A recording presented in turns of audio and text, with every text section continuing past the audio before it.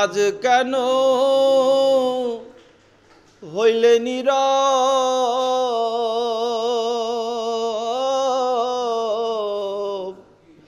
মেলো দুটি আখি রে পাখি। ক্যাসেটে শুনে বারিশিদ গান গাইতে পারবো না, তোমাকে শিখতে হবে। আমরা রেডিমেড, আমরা গান তুলি, গান শুনি, হেডফোনে শুনি, তুলে চলে যাই। আমার দোস্তাদও লাগে না, কিচ্ছু লাগে না এখন। তুমি আমি জনম ভরা ছিলাম মাখামাখি রে পাখি, ছিলাম মাখামাখি। আজ কেন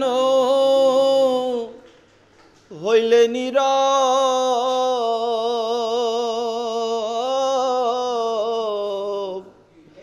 মেলো দুটি আখি রে পাখি।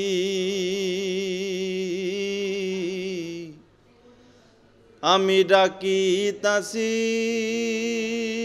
তুমি ঘুমাইছো নাকি।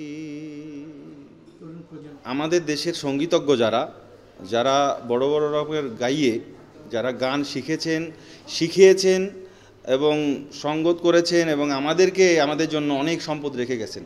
আসলে আমরা তো এই জায়গায় দাঁড়িয়ে আমি বলতে চাই, আমি সে জায়গায় যেতে পারবো না, কারণ বাংলাদেশ আমাকে এই জায়গায় মানে এই পরিবেশ তৈরি করে দিচ্ছে না। আর শিক্ষার জায়গাটা অনেক নড়বড়ে হয়ে গেছে, শিখে আসতেছে না এখন আর কেউ। তো উনি বারবারই একটা কথা বলতেন যে তোমার তো গলায় তৈরি নেই, তুমি গান কীভাবে গাইবা? তুমি ক্যাসেটে শুনলে আর একজন বারিশ সিদ্দিকীর গান গাইলে, ক্যাসেটে শুনে বারিশ সিদ্দিকীর গান গাইতে পারবে না, তোমাকে শিখতে হবে। অনেকে মানে কড়া কথা বলেছে, অনেকে রাগ করেছে, কিন্তু এখন বোঝা যায় বারিশ সিদ্দিকী কী বলে গেছেন। ঠিক আছে, একদম সহজভাবে না, একদম কড়াভাবে বলে গেছে, তুমি আমার গান গাইতেছো, তোমার কণ্ঠ তৈরি আছে, এভাবে বলেছেন কিন্তু উনি। তো আসলে আমার তো কণ্ঠ নিজেদের, আমরা যেই কণ্ঠে ওনার গান তুলবো গাইবো, আমরা তো কণ্ঠের সেই সাধনাটা করি না এখন আর। আমরা রেডিমেড, আমরা গান তুলি, গান শুনি, হেডফোনে শুনি, তুলে চলে যাই। আমার দোস্তাদও লাগে না, কিচ্ছু লাগে না এখন। তো এটা হচ্ছে আমাদের সর্বোচ্চ বড় অবক্ষয়।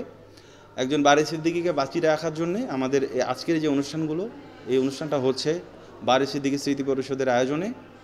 আমি মনে করি এই অনুষ্ঠানটি অবশ্যই কন্টিনিউ থাকবে। আমাদের নতুন প্রজন্ম যারা আসছে, তারা বারিশ সিদ্দিকীকে চিনার ক্ষেত্রে, বারিশ সিদ্দিকীর গান চর্চার ক্ষেত্রে, বারিশ সিদ্দিকীর যেই অমর সৃষ্টি, এই সৃষ্টির ক্ষেত্রে এই অনুষ্ঠানগুলো সুন্দর বিশেষ রকমের ভূমিকা রাখবে এবং এটা আমি আশা করি। এবং বারিশ সিদ্দিকীর এই অনুষ্ঠানগুলো চলতে থাকুক, যুগ যুগ ধরে প্রত্যেকটা প্রজন্মের সাথে চলতে থাকুক, এটাই আমার প্রত্যাশা। সংবাদ, ফিচার ও অনুষ্ঠানের জন্য ভিজিট করুন সংবাদ প্রকাশের ওয়েবসাইট এবং যুক্ত থাকুন ফেসবুক পেজ ও ইউটিউব চ্যানেলের সঙ্গে।